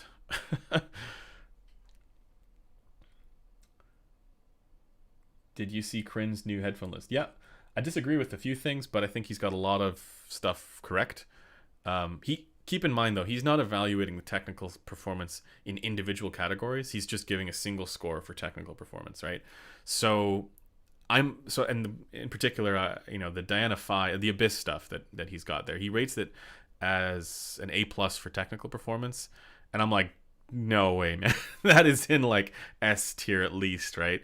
Like the AB1266 Phi TC and what that's like S+ for technical performance. But I think what he's doing there is he's saying, well, the detail might be great, but the soundstage isn't that great, or something like that, and then that takes the score down. So I can see it being an A+ if you're really critical for if you're kind of looking at what the average is for technical performance. But if you care more about detail than soundstage, which I would gather most people do, yeah, those Abyss headphones like the Diana Phi and the AB1266 TC are crazy. Well, yeah, but even the Diana Phi, I mean, the only reason why I could see that being an A+ for detail is if he got one of those, like the first one that I got for the Diana Phi it wasn't anywhere near what the second one was for detail retrieval. So yeah, if there was a situation like that, and it was the reason why I took my review down, because it just was not representative of what people would be buying today. We need an M50 soundstage with this far a detail. Well, some people think that's an HD 600. No. But see, for me, like I put those Abyss headphones in the highest category for technical performance, because I do think they are up there. Not the V2, but the Phi and the TC. He does consider soundstage and imaging and image separation. Yeah, I think he's right about a lot of that list, though. And the other thing too is, of course, I EQ and he doesn't. So for me, there are headphones that I think I'm going to like. All those Odysseys, they're pretty darn low on his list, but for me, it's like it's really easy to make them sound amazing. So I'd put them way higher on mine. But as far as like, if you just want to buy a headphone and you never are going to EQ, which I think is probably the majority of people, I think his list is fairly accurate, because it's based on, I mean, I asked him about this on a live stream, and he said, yeah, my I've made a career off of first impressions, and I think that's accurate. Like he's basically in a store trying out headphones and giving his writing. I'm sure he's taking notes, and then that factors into the list. And I think he got it for the most part. He's gotten it right. Like the Utopia, I would put again if you're never EQing anything. Yeah, I'd probably put this as far ahead of the Utopia, but the Utopia would be a close second because it doesn't compromise on frequency response. And all those other headphones that are like crazy flagship level headphones, there's some compromise there for frequency response that makes them sound a little bit weird. And I almost think that with planars, it's like there's a limit to what you're able to do once you're dealing with materials like that. And yeah, so to me, it's like if you're buying a $4,000 headphone, you should probably also consider doing EQ, unless it's a Focal Utopia or Hi-Fi Man Sesfara. Because all the rest of them, I mean, okay, maybe not the D8000 Pro. That's the other one that's, pretty decent as well. But for just about all the rest of them, they need some EQ. Or it's not that they need it, that they can benefit from it. And they won't sound as good as the thing that doesn't need EQ, right? I wish Kryn would put Alex on his list. It might just be difficult for him to get. He'll probably get that eventually. Keep in mind though, like again, these are like snapshots, right? So it's an interesting list, and I do think he's got it right in many cases. There's a few that I disagree with, but it's a very useful resource, I think, for people. Kind of want a mini DSP box. Oh yeah, that thing for the I know what you mean. Yeah. I mean, the other resistance to EQ that I see is like people don't want to mess with software. They want knobs and things like that. There's no resistance to doing EQ with physical dials, right? Even if it's with a DAC, which would still technically be in the digital domain and no different from doing it with software. People just don't like using computers. Show me your list. Yeah, it's in the works. I have a list. Well, my list is a little different because I do EQ, so there's a few things that I'm working on that are a little different. But the main, I guess, the goal of it is going to be you can input the things that are most valuable to you. Like maybe comfort is the most valuable thing to you. Then you can sort the list based on your priorities, and the index spits out the best recommendations at given price points based on your number one priority is comfort, number two is dynamics, number three is frequency response and total balance, number four is detail or whatever, right? Or you can switch it around and say, I don't care about comfort at all, I'm only listening for an hour at a time, I care about detail and I care about soundstage or whatever, right? So then it gives you a different result. That's kind of the thing that I want it to be, but that's still in the works. I don't have a specific timeline for when that happens. I may do a ranking video in the near future just for fun. But even then, because I EQ, it's such a difficult one to do, because I could say, the LCD4, it's crazy it sounds amazing when you EQ it, but without EQ, I do not recommend that headphone. People love their bass and treble controls. There's the shit audio one, I can't remember what it's called, Loki, and I think you have a couple bands there. But I was thinking specifically of the RME ADI2, which you can mess with. And there are other ones that are done not even in the digital domain; they're done in the analog domain as well, and people like that too. But if you're comfortable doing it with an RME ADI2, you should be comfortable doing it with Peace. I just what I mean? Like it doesn't, unless you're using Apple, in which case, I don't know, that's tough. If somebody knows about a good EQ software that's kind of like Equalizer APO with Peace that you can use with Apple, that would be great, I think. Let me know, because I think that's one of the biggest barriers is the majority of people who are listening to music, let's say, they're probably going to be Apple users, and that means that that's already a barrier to entry for EQ, unless you're using Roon, in which case EQ is very easy to do. But something as specific as Equalizer APO, that would be amazing, because I think that would help. Oh yeah, good timing. You have to pay for it on Apple. Oh yeah, with Roon and stuff like that. Yeah. Well, but okay, the thing is, I like Roon's EQ better than Peace, because it's simpler and there's less chance of screwing it up. But at the same time, it's not system wide. So you're playing your games and you still have, if you're using a Nighthawk, something, or, honestly, even some of the Odysseys without EQ might be a bit of an issue. Or if you're watching YouTube or something, you won't be able to use your EQ profile. And also Rune, the downside with Rune, as much as I love Rune, I use Rune for most of my testing, to be honest, because my process is like, the first thing I'll do is I'll listen to music and I'll just use Rune because that's my preferred platform for listening to music, and it's just easier, convenient. But when I'm doing my measurements and critical evaluations and EQ, that's all done with Tidal and Peace and Equalizer APO with Peace, because that allows me to be quite a bit more fine-grained with the analysis.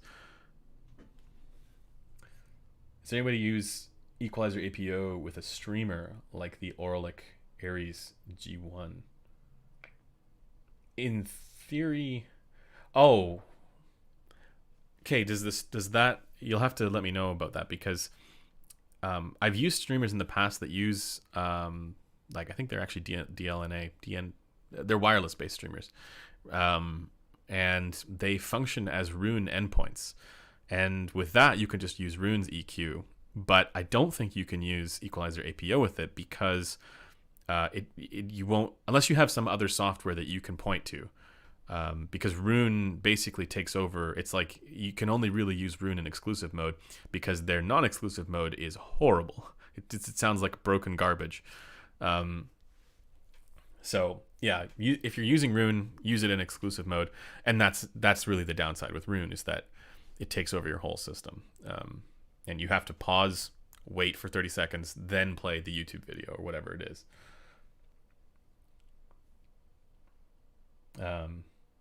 APO only works with the Windows audio stack. Yeah, but so if you're using Rune and you're using the streamer as an endpoint in Rune, you can use Rune's EQ. That's what I'm saying.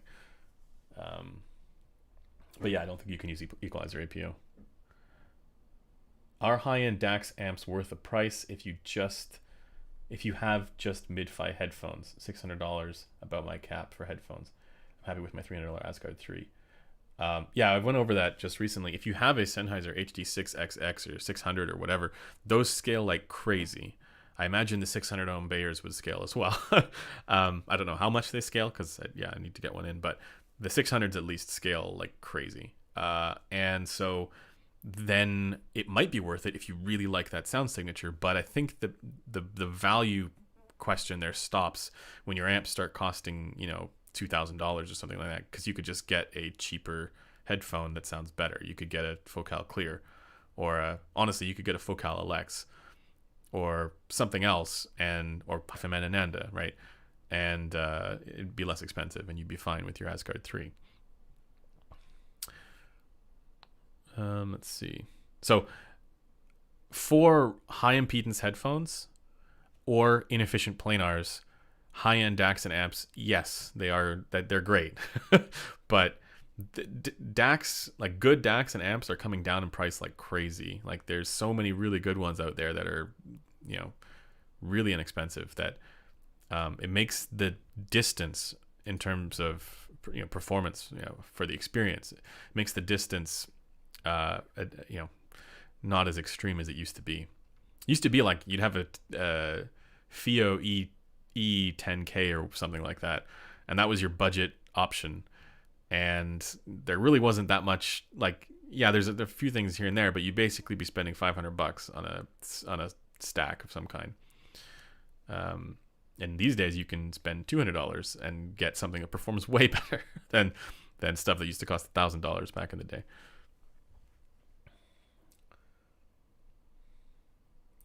It's interesting. There's somebody named Brian P in the chat, and that is my brother's name. But I don't know if he is. He does watch the show. I use the SMSL SU8 DAC, and it sounds really clean. Only $200. There you go. SU8. This is the SU9, which I think is a phenomenal DAC. This is basically, this is my favorite DAC under, I don't know.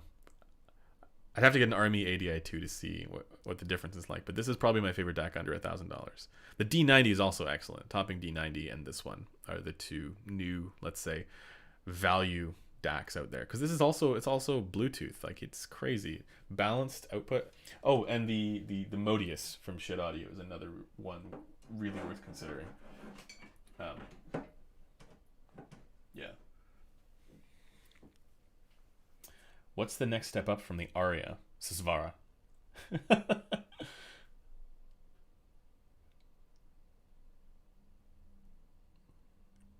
Oh, you missed the review. If you own every RS1, you might not be happy with what I said about it.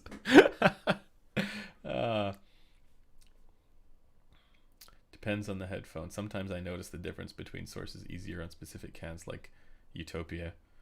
Yeah. There's definitely a scaling factor for like impedance and sensitivity and stuff like that, but there's also a scaling factor. The scaling factor of the amps, like they're not the scaling factor, but the difference among the amps and the sources is more noticeable with more revealing headphones. Yeah, regardless of impedance and stuff like that. Like, it's definitely noticeable. Aria versus Edition X V2. Good question. No, not worth the upgrade. But Aria to the HE1000 V1, if you can find one of those inexpensively, that might be worth it. But I think with those, you're not getting that much extra performance. I'd skip the HE1000 SE, honestly, unless you have like a specific synergy in mind with the tube amp. Like, it's a great headphone, but like, it needs a bit of EQ there, because it doesn't dip at 9K hertz, and it should. At least the one that I evaluated, like, unless there's some changes, unit variation and whatnot.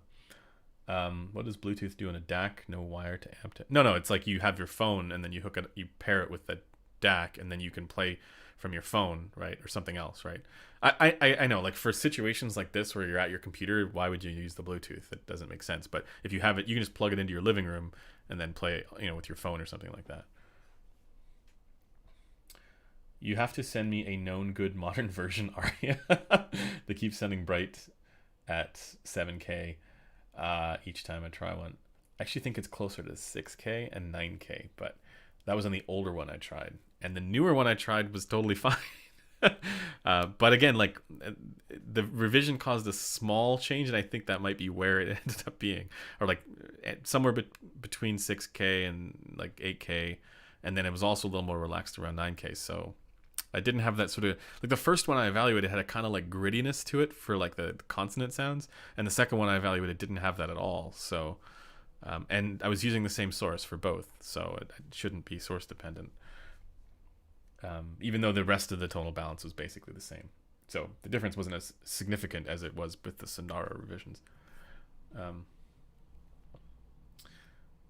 I listened to the LCD and every model needed real EQ. Yeah. I don't know, Metal, what do you think about the LCDs without EQ? Actually, the GX, the GX is one that I don't think really needed it. If you like a kind of warm sound, it's pretty good. And again, surprisingly, the LCD XC is the one that measures the best. At least, okay, of the ones that I've measured, the LCD XC is the best measuring one. I can't say that confidently, like all of them, because there might actually be some LCD 4s that measure well. Like, I know Flux's apparently is really good, and there might be some, there might actually be some LCD X's that measure decently as well, of like older ones, and there might be some. I haven't measured the LCD 3 either, so yeah. Yeah, GX is the only one that's tuned well for whatever latest. Yeah. GX would be, if you're not going to EQ it, yeah, I'd recommend the GX. But if you are going to EQ, I'd take the LCD 2F over that. Yeah, would I do a headphone tier list? Yeah, I'm considering doing one. I'm working on a ranking right now, but I'll consider doing a tier list, like a video, Don't need balanced or Bluetooth. Yeah, like balanced. There is a benefit to balanced in terms of power output, and there's a benefit in terms of some amps having really bad like RCA connectors. I've had situations like I was evaluating the Soundware P1, which is a fantastic amplifier, but way too much power for anything that I had. Like if you had a Susvara, I think it'd be appropriate. But the single-ended, like the RCA inputs on that were horrible, and it was just this noise floor, just terrible sounding buzz in the background. And I swapped all the cables out and everything, and I was like, what is going on? And then I just switched it to balanced, and it was perfect. So I think there are some advantages to balance, and it might just be the shielding and stuff like that. This is a question from Mad Economist, but apart from that, yeah, I mean, the reason to use balanced is because you're making use of the output that's intended to be used on the amplifier. If it's actually a balanced amplifier, right? So if it's got a toroidal transformer or something in there. Otherwise, you're just getting like a tacked on afterthought with a whole bunch of op amps thrown in there. And that might be fine, because you really don't, like, that's really all you need for an amplifier, but that's not what you bought the amplifier for.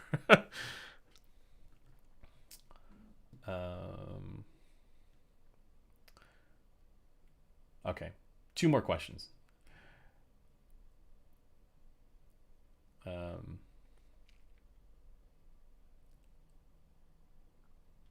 2 more questions. Who can we do? Speaking of Mad Economist, his new planner looks pretty hype. He helps me with all the measurement stuff, just so you guys know. Like, he sent me the in-ear microphones. I think they're the same one that Olive uses from Olive's Gadgets. I should have done this video using them, actually. Yeah. Oh yeah, I forgot about those EL8s. Yeah, and the signs as well, but they're not the full-sized LCDs.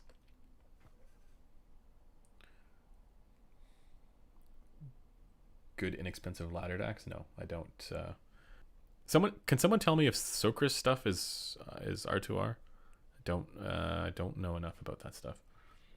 Would you say the Utopia is less bright than the Aria? I'm auditioning the Aria and I find the treble to be a little too splashy for me. Yeah, definitely. The Utopia is less bright than the Aria. For some reason, people think the Utopia is bright, but it's not. The Utopia is basically, it's very similar to the Harman 2013 with a little bass roll off, and that's it. Like the Utopia's frequency response is not bright. It's just really, really normal. It's just not bass elevated, I guess. Like, but it is actually bass elevated. Like, it rolls off in the sub bass a little bit. That's the thing. And if you want to boost the bass, you just use a higher output impedance source. Like, you use something with like well, you don't want to go too high, but you could go somewhere around like anywhere between 10 and 50 ohms, and it would affect the bass.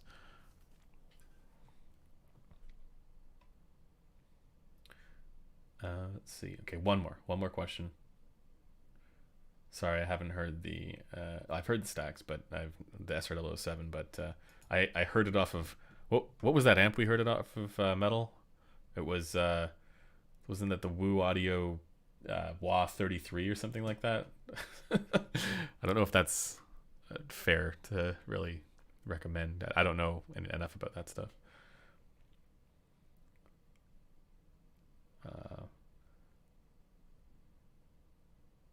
Okay, one more question from another person. I mean, yeah, I can say, yeah, you can EQ Focal headphones. It's fine. Don't do crazy things with EQ. Like, that's the best thing about those Odyssey planars, is that you can EQ them to whatever shape you want.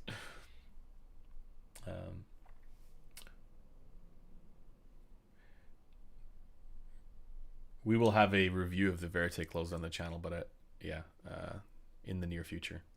I'll say that much. Yeah. Oh yeah, no, that's right. The 007 was on the other systems that they had set up there, like on the side table. I remember that. But they had a 009 hooked up to the WA 33 at one point.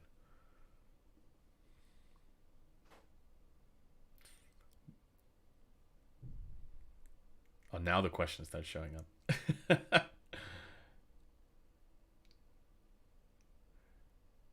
DCA Aeon open? Yes, but don't get the 2. The Aeon 2 Open is one of the worst headphones that I've ever... It was a broken headphone, basically. Well, I shouldn't say that, because maybe it was just this unit that was broken. Because it had serious leakage issues. Like, not with the pads coupling, like, and seal around your ear, but something more fundamentally wrong with it. Yeah, actually, I think but the Aeon 2 closed is fantastic, I think. You can... I would recommend that one. Let's see. What? Balanced is good if you suffer noise floor. Yeah, but there are some amps that the question. It's not a question, but another reviewer mentioned that balanced is good if you suffer from noise floor issues, but if you don't, then there is really no need. New amps output a lot of power and have almost zero noise floor.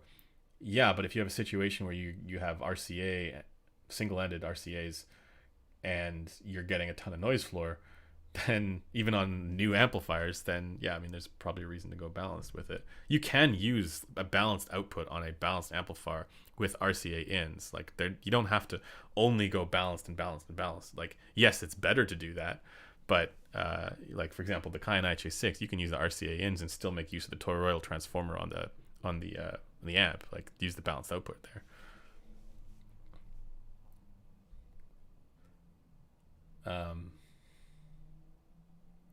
I saw a question that I wanted to answer, but I've lost it now.